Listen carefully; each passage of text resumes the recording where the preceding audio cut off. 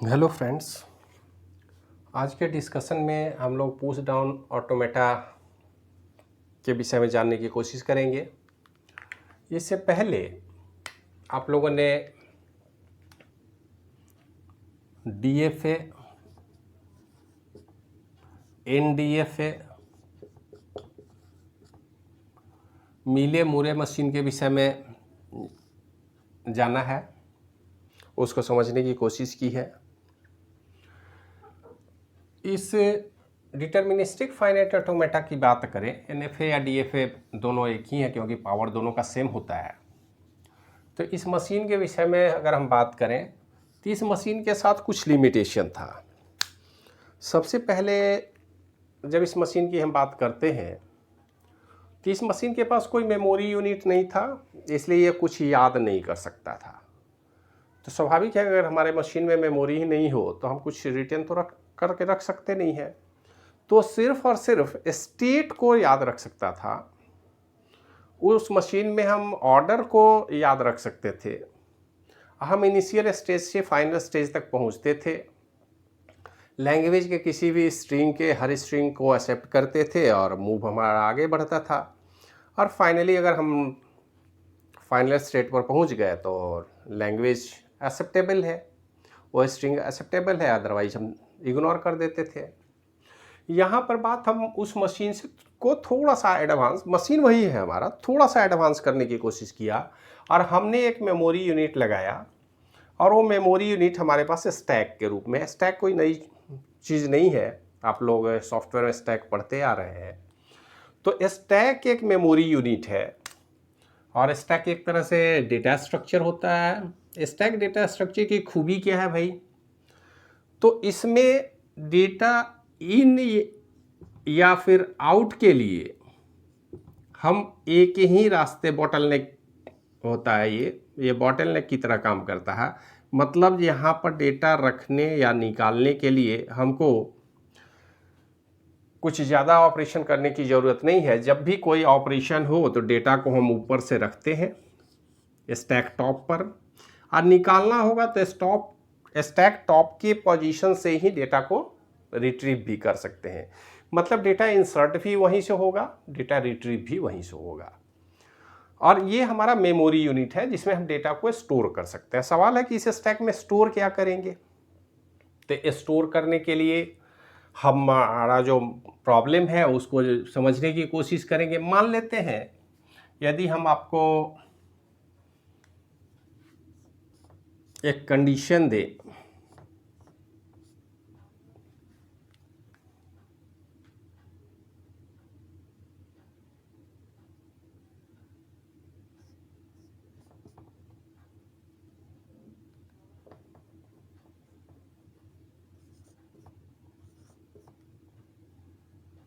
ये हमारे tape alphabet पर सिंबल है, हैश और डॉलर।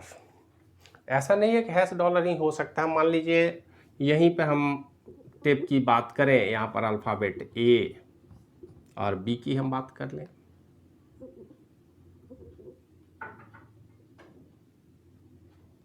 आप इस तरह से लिख लीजिए, ज़्यादा बेटर होगा।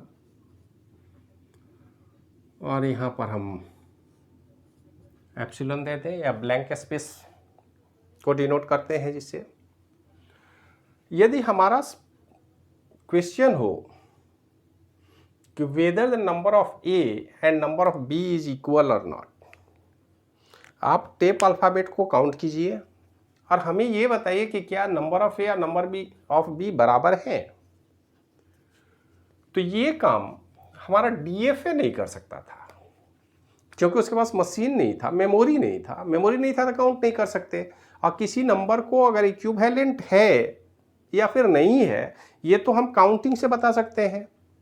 तो काउंटिंग के लिए हमको कुछ ना कुछ मेमोरी एलिमेंट रखना होगा, मेमोरी की ज़रूरत होगी।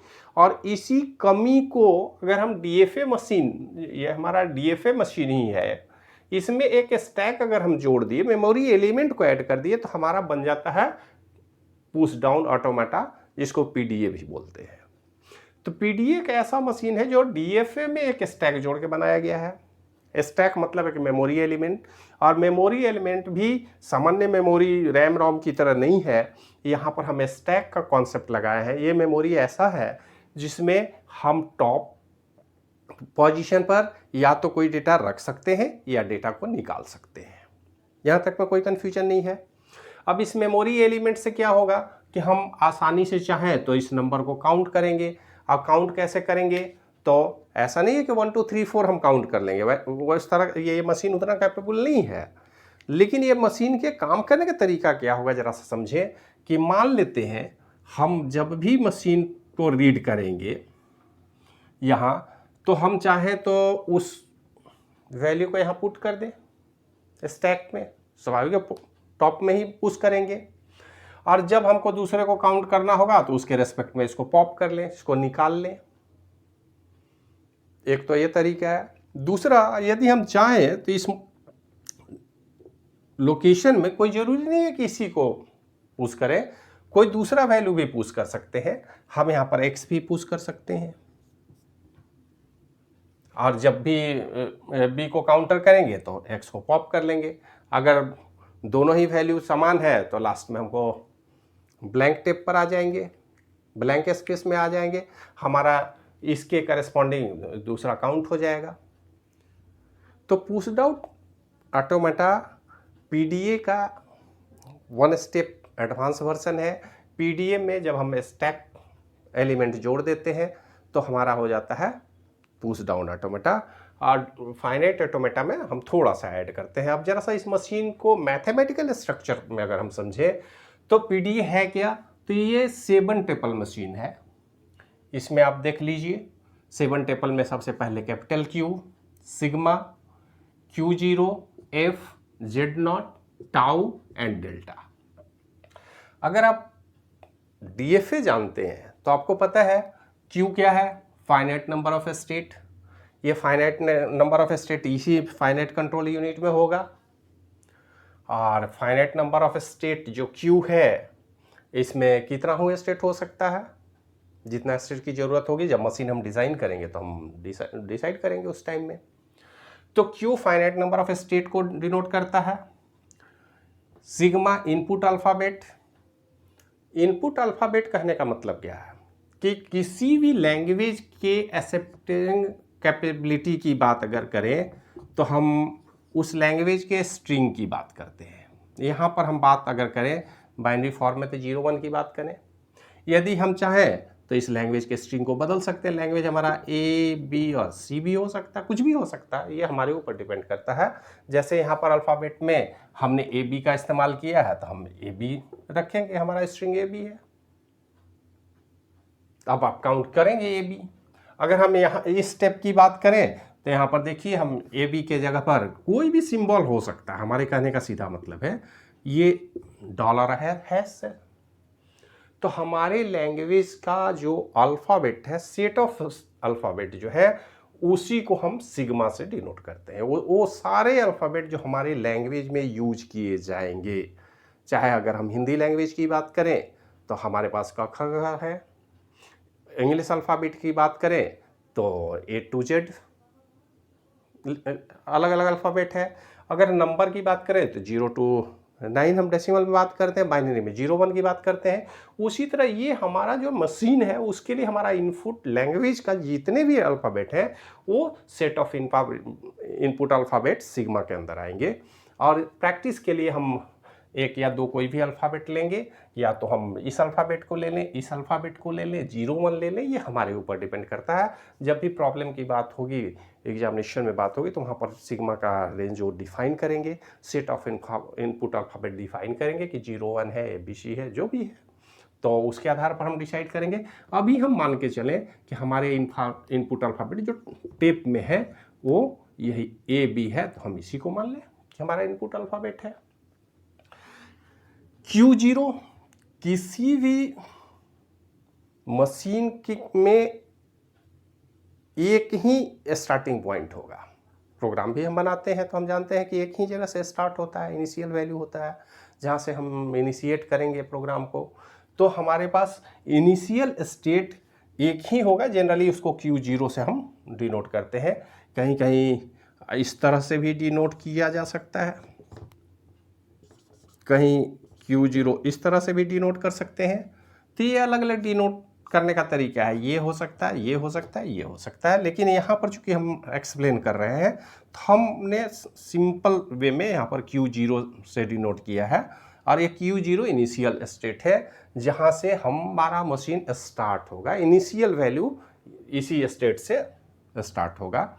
उसके बाद state of final state, final state एक से अधिक हो सकते हैं। ऐसा हो सकता है कि हमारे पास हमारे मशीन में Q0, Q1, Q2 और Q3 तीन स्टेट है। तो फाइनल स्टेट एक भी हो सकता है, दो भी हो सकता है, तीन भी हो सकता है। अब फाइनल स्टेट को डिफाइन करने का तरीका क्या है, आप ये उनको डबल इन सर्किल में जनरली हम दिखाते हैं।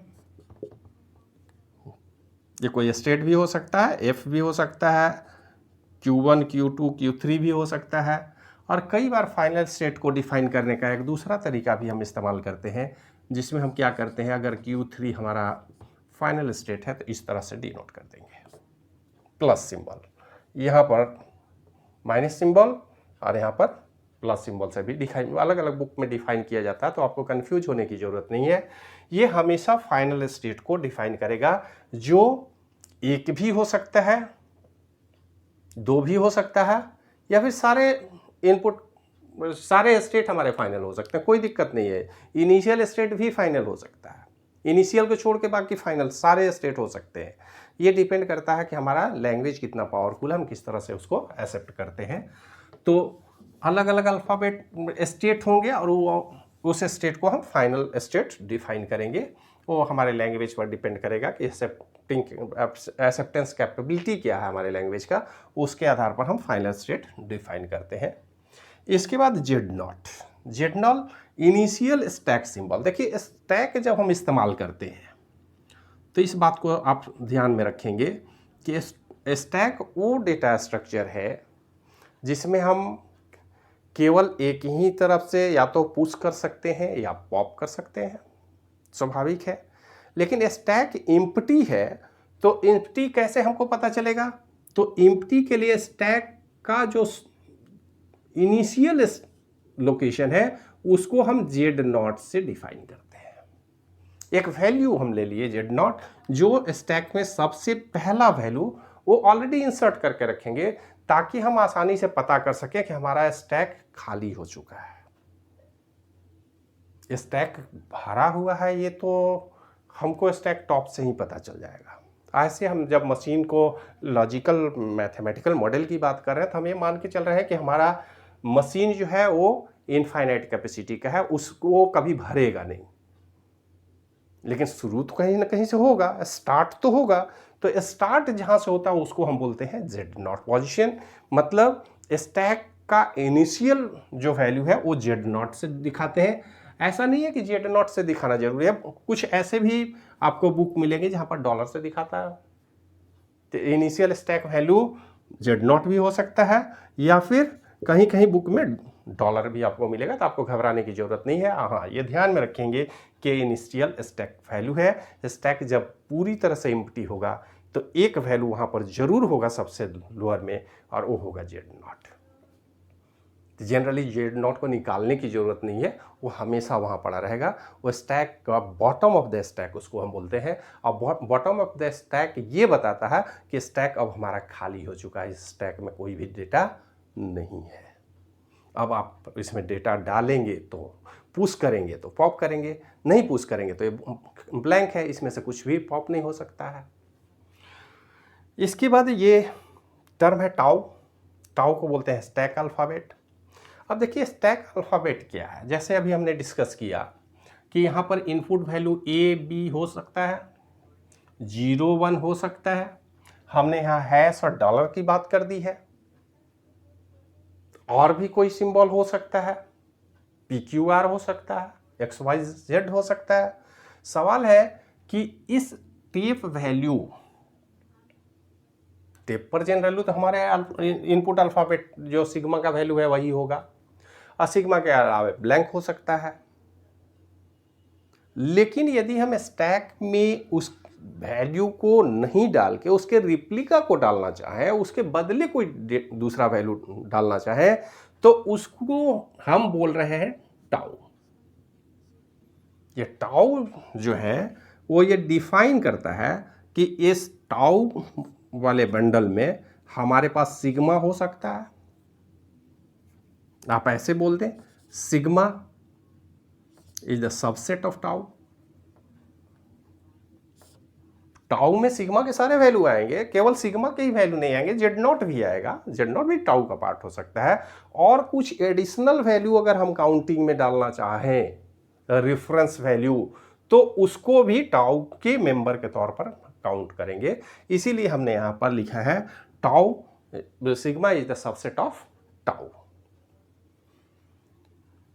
तो इसमें Q, सिग्मा, Q0, F, यहां तक तो कोई दिक्कत ही नहीं। ये सारा रिप्रेजेंटेशन आप फाइनाइट ऑटोमेटा में पढ़ चुके हैं। फाइनाइट ऑटोमेटा में आप जानते हैं, हाँ, इनिशियल स्टैक सिंबल, चूंकि ये स्टैक हम पहली बार इस्तेमाल कर रहे हैं तो स्टैक सिंबल का भी तो पहली बार इस्तेमाल करेंगे। तो एक एडिशनल यहां पर हमने जोड़ा है जेड नॉट। इसके बाद टाउ, टाउ रिप्रेजेंट कर सकता है सिग्मा, या फिर सिग्मा के अलावा कोई रेफरेंस वैल्यू या ब्लैंक वैल्यू है, उसको टाउ से हम रिप्रेजेंट करते हैं, क्योंकि हमें नहीं पता कि यूजर और उसके रेफरेंस में क्या इंटर करेगा। अब ये कोई जरूरी नहीं है कि आपको करना, आप चाहें तो इसी एबी का इस्तेमाल कर लें, तो वहां पर टाउ सिग्मा ही हो सकता है, या सिग्मा से अधिक होगा, सिग्मा से कम तो नहीं हो सकता। अब इसके बाद आता है ट्रांजिशन फंक्शन। ट्रांजिशन फंक्शन देखिए क्या कहता है। ट्रांजिशन फंक्शन का मतलब क्या होता है, अगर हम लैंग्वेज के कॉन्सेप्ट में देखें तो ट्रांजिशन फंक्शन क्या कहता है कि आपके पास कोई स्टेट होगा, मान लेते हैं इनिशियल की बात हम करें Q0, किसी स्टेट पर आप हैं, यहाँ पर कोई ना कोई इनपुट अल्फ़ाबेट आप लेंगे, तो इनपुट अल्फ़ाबेट कहाँ से लेंगे, सिग्मा से लेंगे। मतलब एक तो Q स्टेट पर है, यहाँ पर हम इनपुट अल्फ़ाबेट लेते हैं, तो वो सिग्मा हो सकता है या ब्लैंक हो सकता है, ये आप समझ रहे हैं। यहाँ पर सिग्मा और यूनियन का मतलब और ब्लैंक, ये दोनों हो सकता है, यहाँ तक में कोई दिक्कत नहीं है। उसके बाद यहाँ पर एक बात ध्यान में रखनी है कि हम हर बार जब हम रीड करेंगे टेप अल्फ़ाबेट को, तो उसके साथ साथ हम स्टैक को जरूर रीड करेंगे। स्टैक में कोई वैल्यू है नहीं है, ये बात की बात है। और स्टैक को रीड करने का मतलब आप आसानी से समझ सकते हैं कि जब भी स्टैक को आप रीड करेंगे तो टॉप मोस्ट वैल्यू को ही रीड कर सकते हैं। अगर मान लीजिए ब्लैंक है, कुछ नहीं है, तो जेड नॉट तो है बॉटम लोकेशन में, तो आपको एक अल्फ़ाबेट यहां भी रीड करना है, साथ में अपने स्टैक को भी रीड करना है। तो इसके साथ आप क्या करेंगे, अब यहां स्टैक की बात है तो हम टाउ की बात करते हैं। मतलब जब भी किसी स्टेट पर किसी इनपुट अल्फ़ाबेट या ब्लैंक, इनपुट अल्फ़ाबेट के साथ ब्लैंक भी मिल सकता है, इसलिए हम यहां पर सिग्मा यूनियन एप्सिलॉन दिए है। तो सिग्मा यूनियन एप्सिलॉन मतलब सिग्मा और एप्सिलॉन कुछ भी हो सकता है। तो आप ये कह सकते हैं किसी स्टेट Q0 पर आपने इनपुट अल्फ़ाबेट अगर यहाँ पर हम लिए A, और हमने स्टैक को रीड किया, तो स्टैक को रीड किया तो क्या मिला हमको, जेड नॉट। Q0 स्टेट पर इनपुट अल्फ़ाबेट A टेप से और जेड नॉट हम स्टैक से लिए, और मूव हमने लिया, आगे स्टेट मूव करेंगे, मूव करके हो सकता है हम Q0 से Q1 पर चले जाए, और उसके बाद जब Q0 से हम मूव करके Q1 पर आए, तो अब हम क्या करें, जब मूव किए तो स्टेट हमारा बदल गया, दूसरे स्टेट पर चले गए, और वहां पर अब ये जो इनपुट अल्फ़ाबेट A आने के बाद तो हमने मूव ही किया, ये जेड नॉट, अब यहां पर कुछ भी नहीं है, हमने इग्नोर किया और यहां पर Q1 पर पहुंच गए। वही स्थिति यहां भी बता रहा है कि एक स्टेट पर इनपुट को रीड करने के बाद, स्टैक को रीड करने के बाद अब किसी दूसरे क्यू स्टेट पर पहुंचे और साथ में स्टैक पर कोई ऑपरेशन परफॉर्म करेंगे। अब यहां टाउ स्टार का मतलब क्या है, जरा सा समझिए। टाउ स्टार कहता है कि स्टैक में हमारे पास 3 फंक्शन है। इस स्टैक में या तो हम पुश कर सकते हैं, या पॉप कर सकते हैं, या फिर एस्केप कर सकते हैं। मतलब जब किसी इनपुट अल्फाबेट को हमने रीड किया, रीड करने के बाद हम स्टैक में गए, स्टैक में जो भी हमको वैल्यू मिला, अब क्या ऑपरेशन में हम इनपुट अल्फाबेट को रीड करने के बाद स्टैक में कुछ ऑपरेशन परफॉर्म करना चाहते हैं। अगर हम यहाँ पर कोई वैल्यू इंसर्ट करना चाहते हैं, माने पुश करना चाहते हैं, तो पुश कर सकते हैं। पॉप करना चाहे तो इसको निकाल सकते हैं। और अगर पुश पॉप हम नहीं करना चाहें तो हम एस्केप करेंगे, मतलब रिटेन करेंगे स्टैक के स्टेटस को। स्टैक में कुछ भी ऑपरेशन नहीं किया हमने, जैसे था स्टैक वैसे ही छोड़ दिया। बात समझ में आई? हमारे मशीन के किसी भी स्टेट पर जब भी किसी इनपुट अल्फाबेट को हम रीड करेंगे, उसके साथ स्टैक को भी हम रीड करेंगे, ये दोनों एक साथ रीड किए जाएंगे और स्टैक में 3 ऑपरेशन परफॉर्म कर सकते हैं। या तो स्टैक में आप कुछ पुश करें, या फिर पॉप करें, या तो स्टैक से निकालें, और कुछ नहीं किए तो उसको एस्केप करें, मतलब बिना ऑपरेशन किए आगे बढ़ जाए। लेकिन स्टैक को रीड करना जरूरी है।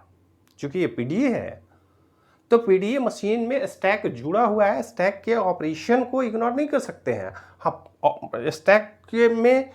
स्टैक को रीड तो करना पड़ेगा। अब ऑपरेशन आप पुश पॉप या स्केप तीनों में से कोई भी एक काम कर सकते हैं, तीनों काम नहीं कर सकते एक साथ। या तो आप पुश करेंगे, या तो पॉप करेंगे, या फिर एस्केप करेंगे। अब जरा सा देखिए इसको कैसे हम यहां पर डिनोट करेंगे। तो गौर से देखें, हम Q0 स्टेट में है। Q0 स्टेट में है, हमने इनपुट अल्फाबेट टेप पर रीड किया, ये स्टैक से रीड किया Z0, और स्लैश देके हम लिख रहे हैं Z0। इसका मतलब क्या है कि हमने स्टैक को एस्केप किया। स्टैक का जो प्रीवियस स्टेटस था वही स्टेटस मेंटेन है, उसमें कोई छेड़छाड़ हमने नहीं किया। जरा सा देख लीजिए, दूसरा काम हम करते हैं। हमने ये Z0 रीड किया और वहां ये Z0 किया और Q1 पर आ गए। इस ऑपरेशन को जरा देख लीजिए। पहला ऑपरेशन में हमने स्टैक को रीड किया, स्टैक को एज इट इज छोड़ दिया, मतलब Z0 रीड किया, Z0 ही है। इसका मतलब है कि हमने स्टैक में कोई ऑपरेशन परफॉर्म नहीं किया। मैथमेटिकली डिनोट करने का यही तरीका है। अगर हम इनपुट अल्फाबेट ए को रीड किया, हमको स्टैक में Z0 था, और इस Z0 को हम ए Z0 में ट्रांसफर कर दिए। इसका मतलब है कि यहां पर जो पहले Z0 था अब वो ए Z0 हो गया। मतलब वहां पर हमने क्या किया, पुश करा दिया। अल्फाबेट ए को हमने यहां पर पुश किया, उसी का रिप्रेजेंटेशन है स्लैश दे करके स्टैक का करंट स्टेटस। तो करंट स्टेटस Z0 था, रीड किया था हमने वैल्यू ये। अब हमारे करंट स्टेटस है ए Z0। इसका मतलब है कि ए को हमने यहां पे पुश किया। बात समझ में आई? हम चाहें तो यहां पर एक्स Z0 भी कर सकते हैं। हमने ए को पुश नहीं किया, एक्स को पुश किया, तो एक्स क्या है, उस ए के रेफरेंस के तौर पर हमने पुश कर लिया कि ठीक है, ए को हमने रीड किया। याद रखने के लिए ए को नहीं डाल करके ए की जगह पर हम एक्स को पुट किया। तो ये ऑपरेशन है पुश ऑपरेशन। तीसरा ऑपरेशन देखिए क्या होगा। Q0 यहां से आगे बढ़े, Q1 पर आए,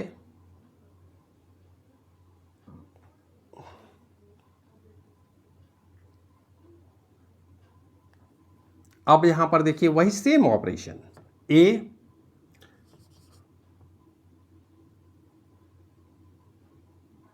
यहां पर करंट स्टेटस इसी को ले ले,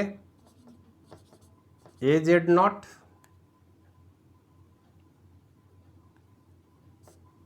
और यहां पर एप्सिलॉन, या जेड नॉट भी लिखने की जरूरत नहीं है, आप चाहें तो इसको नहीं लिखेंगे, या एक्स लिखें। इस स्टेटस की भी हम बात करें, अभी करंट स्टेटस केवल देखिए, मान लेते हैं हम Q0 पर हैं या Q0 से Q1 पर गए हैं, तो यहाँ पर ऐसा हो सकता है कि यहाँ पर हम Q1 ले लें, यहाँ Q2 ले लें, यहाँ पर Q2 रखें और यहाँ पर Q3 रखें। अब इनिशियल स्टेट हमारा यही है, इस बात को समझिए।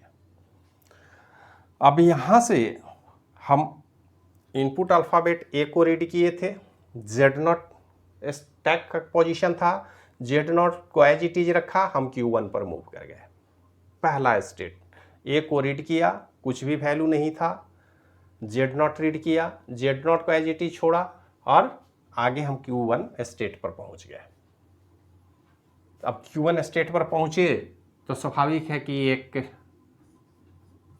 हेडर को हम मूव करेंगे राइट साइड में। अब Q1 स्टेट पर है, Q1 पर हमने ए को रीड किया, यहां तो स्टैक में कुछ भी काम नहीं किया था, अगर कुछ भी काम नहीं किया था तो वही Z0 स्टेटस है। ये Z0 आगे बढ़े, हमने एक्स Z0 किया, तो ये क्या है, स्टैक का पोजीशन। इसका मतलब है कि यहां पर हमने एक्स को पुश कर दिया और Q1 से हम Q2 स्टेट पर चले गए। तीसरा कंडीशन, Q2 स्टेट पर है, फिर से हमने यहां पर रीड किया, मान लेते हैं कि स्टेट और हम आगे बढ़ जाए। अभी हम बी पर आए हैं, अब यहां पर स्टेट है हमारा बी, तो बी स्टेट पर आए और हमने रीड किया स्टैक को, तो स्टैक में क्या मिला, एक्स मिला, क्योंकि ऊपर से स्टैक तो ऐसा बॉक्स है जिसमें केवल ऊपर से देख सकते हैं आप, उसके साइड से तो जा नहीं सकते हैं, तो ऊपर से हमको क्या मिलेगा, एक्स। और हमने क्या किया, स्टैक का पोजीशन हम दिखा रहे हैं ब्लैंक। एक्चुअली कारण क्या है कि जब इस एक्स को हम ऊपर से देख रहे हैं, इस एक्स को हमने आउट कर दिया। जब तक हम इसको निकाल करके बाहर गए, हमको नीचे तो कुछ पता नहीं है कि नीचे क्या है, इसी का रिप्रेजेंटेशन है ब्लैंक या एप्सिलॉन। एप्सिलॉन बताता है कि हमने पॉप ऑपरेशन परफॉर्म किया। नीचे क्या है, अब Q3 पर जाएंगे, फिर से देखेंगे कि वहां पर कुछ है भी या Z0 है, जो होगा देखेंगे उस स्टेट में जब रीड करने जाएंगे नेक्स्ट टाइम तब। लेकिन जिस समय हमने एक्स को पॉप किया, तो ये क्या है, एस्केप ऑपरेशन, ये क्या है, पुश ऑपरेशन, ये क्या है, पॉप ऑपरेशन। तो ये तीन ऑपरेशन जो है, ये हमारा डेल्टा फंक्शन है, और डेटा फंक्शन पीडीए का है, पुश डाउन ऑटोमेटा। लेकिन पुश डाउन ऑटोमेटा में एक बात आप ध्यान में रखेंगे कि जिस तरह से फाइनाइट ऑटोमेटा दो तरह का होता है, एक डिटर्मिनिस्टिक, दूसरा non deterministic. Push down automata भी डिटर्मिनिस्टिक और नॉन डिटर्मिनिस्टिक दो तरह का होता है, और ये दोनों जो डिटर्मिनिस्टिक या नॉन डिटर्मिनिस्टिक, इसमें आप ट्रांजिशन फंक्शन को देखेंगे तो कोई बहुत अंतर नहीं है, आप यहाँ से देख ले सेम है। केवल अंतर ये है कि यहाँ पर 2 के पावर में जो आउटपुट का उसका ट्रांजिशन फंक्शन होगा वो नॉन डिटर्मिनिस्टिक का मतलब क्या है कि एक ही स्थिति में एक से अधिक मूव हम ले सकते हैं। तो मूव कितना ले सकते हैं, तो 2 के पावर में हम जा सकते हैं। अगर इनपुट अल्फाबेट 2 है तो 2 टू पावर 2 मीन्स 4 स्टेट में हम मूव कर सकते हैं। 0 0 के केस में अलग जा सकते हैं, 0 1 में अलग जा सकते हैं, इस तरह से हम मूव कर सकते हैं। तो maximum 2 to power q into tau star. Tau star का मतलब वही, टाउ में पुश पॉप और स्केप आप कर सकते हैं। एक बात केवल ध्यान में रखेंगे जब भी आप पीडीए को पढ़ेंगे तो पीडीए के दोनों जो टाइप है इसमें समानता नहीं है। जैसे डीएफए इज इक्वल टू एनडीएफए, इस बात को ध्यान में रखना है।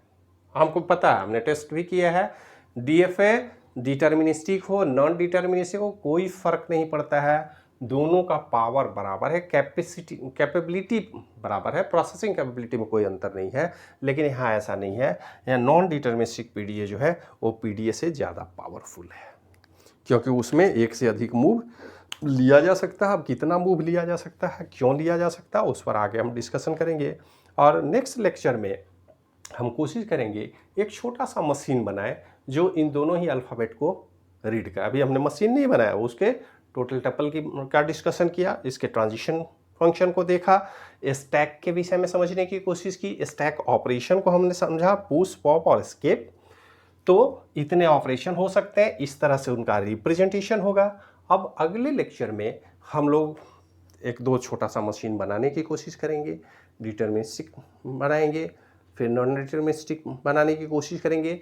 इस लेक्चर बनाने का हमारा मुख्य मकसद है कि बेसिक आइडिया आपको लग जाए, आप बेसिकली समझ सकें कि हमारा मैथमेटिकल मॉडल जो हमने बनाया, हमने फाइनाइट ऑटोमेटा के बाद पीडीए क्यों बनाया, क्योंकि हमारे पास कुछ ऐसे प्रॉब्लम थे जिसका सॉल्यूशन फाइनाइट ऑटोमेटा नहीं दे सकता था, वो काउंटिंग नहीं कर सकता था, उसके बाद कोई मेमोरी एलिमेंट नहीं था, तो थोड़ा सा पावरफुल मशीन की ज़रूरत थी, तो हमने मेमोरी एलिमेंट अटैच किया। आज जब मेमोरी एलिमेंट हम अटैच करेंगे तो हमको इस बात का ध्यान रखना होगा कि सिंपल मॉडल हो, क्योंकि ये लॉजिकल मशीन है, मैथमेटिकल मॉडल है।